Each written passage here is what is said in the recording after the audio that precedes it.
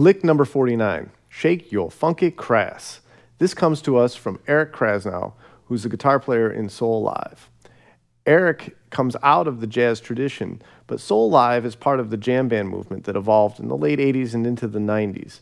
They're a great band, and Eric's playing is really top-notch. Here we have an idea that you can definitely hear the influence of the great soul jazz masters, while it's still very distinctively Krasnow. Take a listen.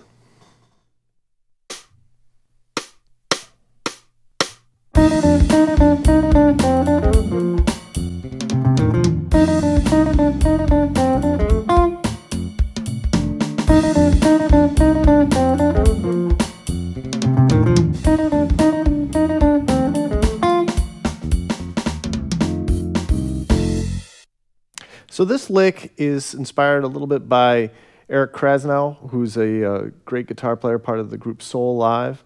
There's a whole kind of jam band soul jazz movement that happened in the 80s into the 90s, and he's a great guitar player who's deeply rooted in the tradition and yet has his own sound. But this is a very classic kind of lick that'll work in a lot of different settings. It comes out of the Mixolydian sound, really bringing out the definition of the dominant chord along with that blues minor pentatonic soulful sound. So we start with this repetitive figure going from the flat 7 to the 6. Play that 3 times. And then we go to the 5th, which is C, then to the D. I'm all here in first position. And then I have this double stop where I'm doing a little hammer-on of the A flat, kind of a grace note going into the note A, and then resolve to the tonic, F. So that's the first part of the lick.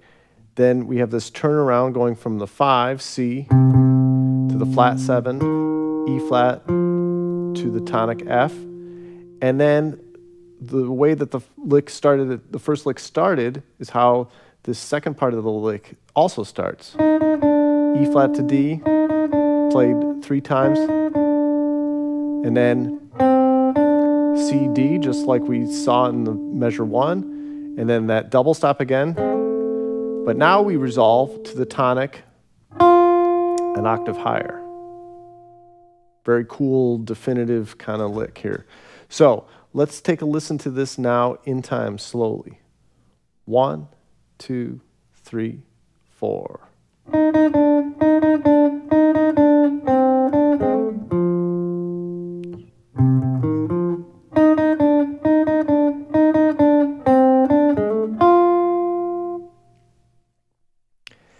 So if you get this lick and licks like it under your belt and under your fingers and in your ears, you're really going to start to get a lot of definition happening in your playing. So check this one out, learn it just the way it's written, and see what other kinds of things you can come up with.